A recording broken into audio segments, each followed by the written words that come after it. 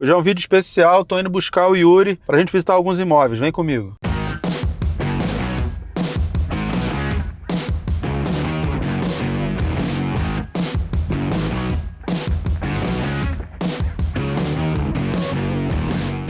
Olha, Yuri. Professor Mira, bom dia. Bora lá? Vamos lá. Yuri, o que a gente vai ver hoje? Então vamos ver uma casa que fica no condomínio fechado. A casa foi arrematada na semana passada, então eu basicamente nem tenho toda a documentação completa ainda, não deu tempo de registrar. Mas já tenho a ata de arrematação e já tenho o comprovante que o imóvel foi arrematado e foi pago. Então vamos dar um pulo agora e tentar encontrar alguém lá dentro, ver como é que vai ser. E aí vai ser uma aventura, né? Porque a gente não sabe se vai conseguir Não sabe o que entrar. vai acontecer.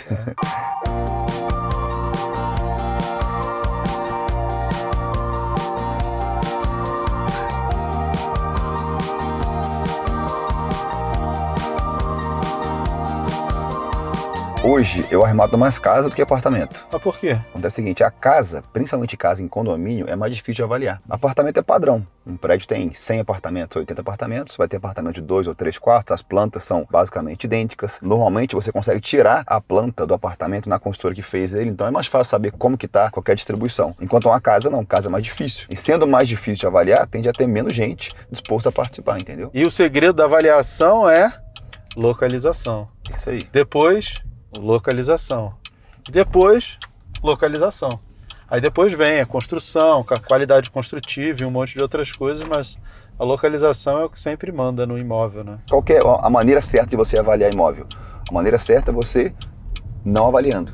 Quem avalia imóvel não é você. Não é você que vai saber exatamente quanto que vale imóvel em todas as regiões do país, ou melhor, em todas as regiões da sua cidade. O negócio é você falar com as pessoas certas e fazer as perguntas certas. Tenho certeza que um corretor que está na rua do imóvel vai saber falar quanto que vende, quanto tempo tem que ele vendeu, quanto tempo o último ficou anunciado no prédio, no condomínio, demorou para vender. Então a avaliação é você comunicar, falar com as pessoas certas, do jeito certo, para ter a informação que você precisa. Mas muita gente erra, sabe onde? Na hora de comunicar com o corretor.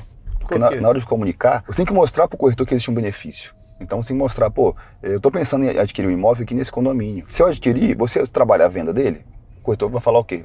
Trabalho. Ele está na rua, está do lado. Em segundo ponto, você vai mostrar para ele que tem um benefício. Ele te ajuda e você vai ajudar ele também. E a ideia é realmente ajudar. A ideia é anunciar o imóvel com o corretor, e se o corretor vendeu o imóvel, ele vai receber a comissão dele. Eu sempre falo pro corretor, falo assim, cara, eu quero vender barato porque eu quero vender rápido. Então, ele já se interessa em fazer o negócio, porque ele sabe que eu não vou ficar enrolando, botar um preço fora da realidade. Eu quero fazer negócio. Então ele fala, aqui ele vai ganhar dinheiro, vai ganhar a comissão dele. Ele fica mais interessado ainda, porque eu já deixo claro. Eu falo, tô fazendo negócio, tem conversa, tem desconto se for preciso, que eu quero fazer giro rápido, porque é aí que a gente ganha dinheiro com imóvel, é no giro, né? Para mim, imóvel é giro, você tem que girar para poder fazer dinheiro rápido, porque aí você já vende, compra outro e você vai girando e multiplicando o seu capital. Para mim faz muito mais sentido também. O financiamento permite com que você compre imóvel usando pouco dinheiro, e aí as pessoas são muito seduzidas por isso. Eu vou te dar exemplo de um imóvel que não é temporada, mas que foi arrematado financiado. Comprei um galpão, que eu paguei nesse galpão 941 mil, se eu não me engano, 939 mil, algo assim. O galpão fica em Ribeirão Preto, no interior de São Paulo. O galpão vale próximo a 1.600.000, 1.700.000, lá tem 800 metros quadrados. Eu arrematei financiado, eu não paguei nem a primeira prestação ainda. O financiamento lá, a parcela vai ficar em torno de R$9 mil, R$9.200. O mesmo galpão, do jeito que ele tá, com a pintura, só a pintura, alugado, vai gerar um aluguel de R$14 mil, R$12 mil nessa média. Ou seja, eu dei 5% de entrada, paguei R$40 mil de entrada, vou pagar uma parcela de R$9 mil, e se eu alugar esse galpão por 12, 13, 14 mil reais, cada aluguel paga uma prestação, quase que uma prestação e meio do financiamento. Ou seja, o imóvel vai literalmente se pagando. Um ponto positivo que você tem nos imóveis financiados, como esse, por exemplo, é o seguro. Por quê? Todo financiamento tem um seguro atrelado. Então, quando eu deixo o imóvel financiado no meu nome, qual que é a ideia? Em caso de qualquer falecimento, algo do tipo, o financiamento é quitado, é uma segurança para minha família. Óbvio que a gente não arremata com esse objetivo, né? Mas é uma segurança a mais. Mas você pensa, um imóvel que eu vou pagar a prestação de R$9 mil por mês e receber 12, 13 mil reais, 14 mil reais. Então, a conta fecha. Mas o mesmo galpão, se eu pegar ele e vender, estou falando de um lucro aí de talvez R$400 mil, R$350 mil líquido, um período de, vamos colocar aí, 10 meses. Então, a conta fecha para o aluguel, cara, dá para fazer a conta fechar. Mas no longo prazo, sempre vai ser melhor você comprar e vender aumentar o seu patrimônio, até porque, ao invés de ter um galpão desse, eu posso ter 5, 8, 10, 20. E aí você pode começar a pensar, pô, eu tenho 20 galpões. Eu acho que isso é interessante porque, você pagou pouco, a prestação, o aluguel paga a prestação. Só que como você pagou pouco, se você vende, você não gastou, por exemplo, 400 mil na aquisição desse galpão. Se você vende e tem um lucro de 400 mil, sei lá, vamos dizer que você gastou 200 mil. Com a entrada, a prestação, documentação, tudo, você gastou 200 mil, por exemplo. E você ganhou 400, você fez 200%. Você triplicou o teu capital inicial, você saiu de 200 para 600, que é um ganho absurdo, que o aluguel não vai te dar. E aí agora você tem 600, se você fizer isso de novo, você já vai para, se multiplicar por 3 novamente, você já vai para 1.800.000. Claro que não é assim, não, você vai ter um imóvel toda hora que você vai conseguir fazer 200%. Não é. Claro, financiado você tem essa alavanca, mas a gente não pode considerar que vai sempre dobrar. Eu acho que cada operação, uns 50% de lucro, sei lá, 6 meses, 10 meses, como você falou, eu acho que é um retorno excelente. Mas você consegue ir piramidando, multiplicando, alavancando o seu patrimônio, e por isso que eu acho que faz mais sentido do que fazer simplesmente a locação, né? Porque aí teu dinheiro tá empatado. Yuri, tá vendo aquele monte de prédio ali que tá construindo? A gente vai passar lá na frente. Aquilo ali vai ter muito, mas muito imóvel em leilão, porque eles estão construindo uns 10, 20 blocos. E sempre que está construindo muitos vão a leilão. Eu já vi uns 2 a leilão, dos primeiros blocos ficaram prontos. Esse aqui acho que é Reserva Raposa, alguma coisa assim o nome, mas eles estão construindo muita coisa. Sempre que o prédio fica pronto, eu costumo falar que pelo menos ali 10, talvez 15% dos imóveis que estão prontos, novos, vão a leilão. E pouca gente sabe disso, mas é muito comum você achar imóvel leilão novo, desocupado, que nunca teve morador. Nunca foi habitado. O cara financiou o imóvel lá em 2024, aí ele usou o FGTS como entrada, praticamente não pagou nenhuma prestação. Chegou em 2026, ele não paga a prestação há 1 ano e meio, nem pegou a chave do imóvel.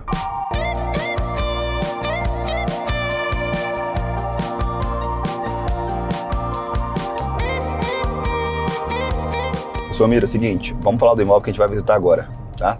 Lá é uma casa em condomínio. E muita gente tem medo de arrematar a casa em condomínio. Justamente por quê? Porque não entende como que a casa está por dentro, qual é a distribuição. Só que existe uma maneira de você garimpar o imóvel, e muitas das vezes a pessoa que vai perder o imóvel no leilão, o que ela faz antes? Ela anuncia esse imóvel para venda. Ela tenta vender. Ela tenta vender antes do imóvel ir pro leilão. E acaba que você consegue buscar esse imóvel, às vezes, na internet. Foi o que eu fiz. Anúncio desse imóvel, né? Exatamente, foi o que eu fiz exatamente nessa casa. Inclusive, esse aqui é o anúncio dessa casa. Ou seja, eu consigo avaliar a casa por dentro antes de arrematar. Coisa que outras pessoas não vão conseguir fazer. Consequentemente, eu consigo precificar exatamente quanto a casa vale. Inclusive... Essa dica serve para apartamento, serve para todos os imóveis. Do tipo de imóvel. O bom da casa é porque a casa você não faz a menor ideia de quantos quartos tem, qualquer distribuição. E quando você encontra um anúncio, você vai ter acesso a todas as informações. E como você estava falando mais cedo aqui, leilão é o jogo da informação. Quanto mais informação você tem, mais você vai conseguir precificar o imóvel e saber exatamente quanto vale e exatamente quanto você pode pagar, né? No caso dessa casa, por exemplo, a casa ela foi anunciada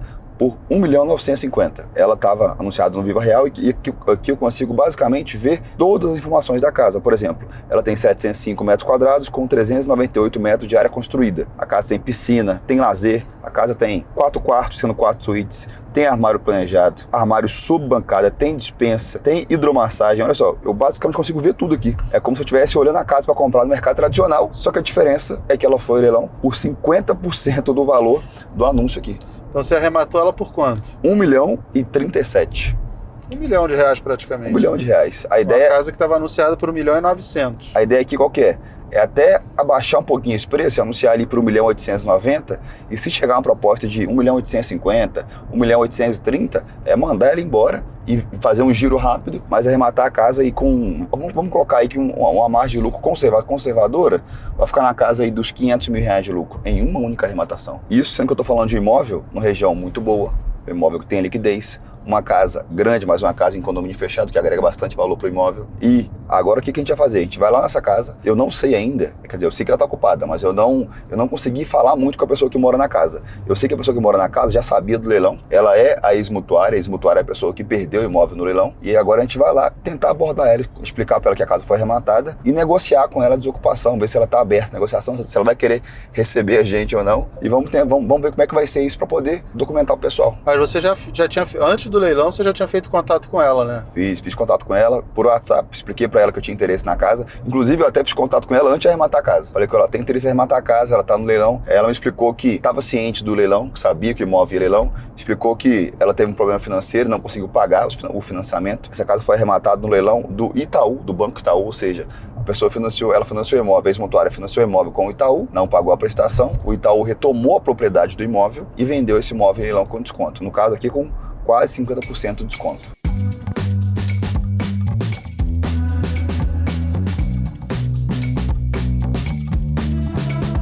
Ó, acabamos de chegar aqui na porta do condomínio, inclusive o condomínio tá bem legal, viu?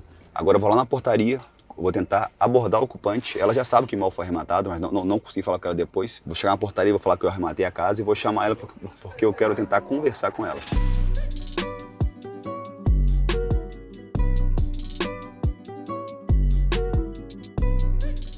Então, fui na portaria, não consegui falar com a pessoa ainda. Não tinha ninguém em casa, não achei a pessoa. Vou tentar de novo. Não atendeu, né? Não atendeu.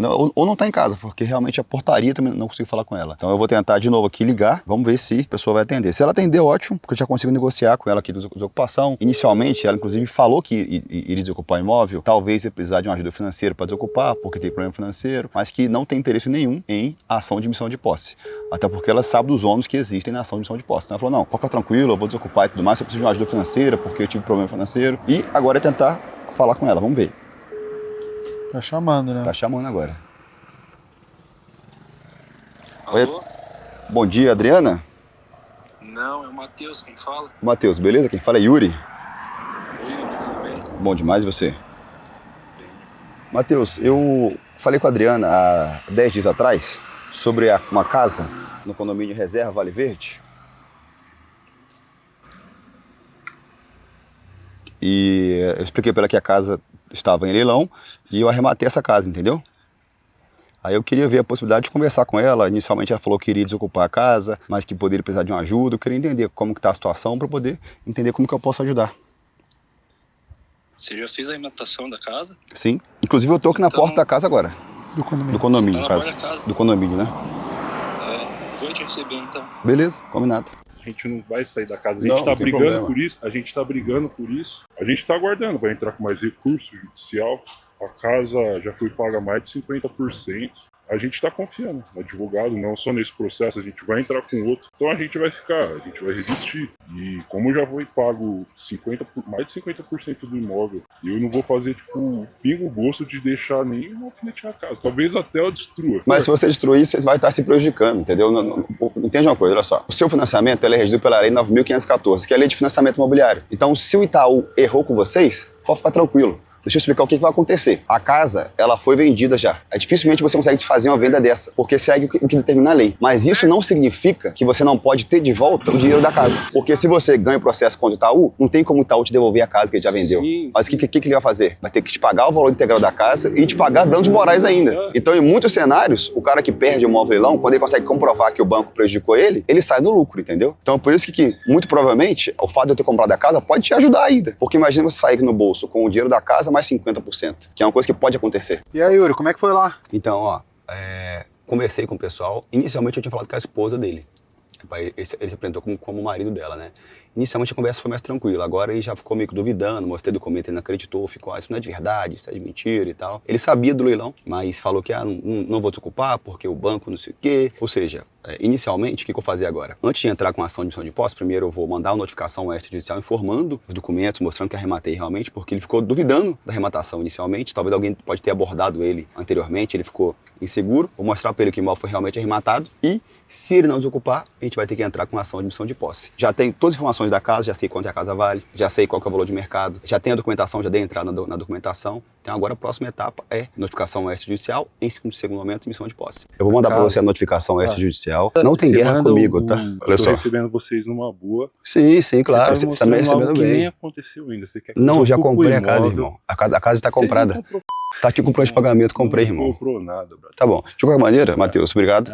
Prazer. Eu vou te mandar a notificação. Yuri, e agora? Quais os próximos passos? Então, normalmente esse primeiro contato, ele assusta um pouco a pessoa. Costumo falar que o primeiro contato é um tiro de alerta. é para informar, a casa foi arrematada e a pessoa agora vai pensar, vai avaliar, vai botar na balança, entender que realmente perdeu o imóvel, tá? Então é normal que esse primeiro contato seja um pouco mais, que a pessoa fique um pouco mais chateada. Mas daqui pra frente, a negociação tende a fluir um pouquinho. O ocupante ficou um pouco incomodado, achou que a guerra dele era comigo, eu expliquei, ó, sua guerra não é comigo, é contra o banco. Eu tô aqui para poder te informar que o imóvel foi arrematado e agora você precisa tratar com o banco sobre o seu processo com o banco. Porque se ele quiser iniciar um processo contra o banco, esse processo dele vai correr normalmente em paralelo à arrematação. Uma coisa não cancela a outra, tá? Ele pode, inclusive, ganhar um processo contra o Banco Itaú e pode ser indenizado, receber o valor da casa, receber uma multa ainda caso o Itaú tenha errado com ele em algum sentido nessa venda do imóvel. Mas você já viu isso acontecer? Porque geralmente o banco, quando leva leilão, é porque o processo foi todo feito de forma correta.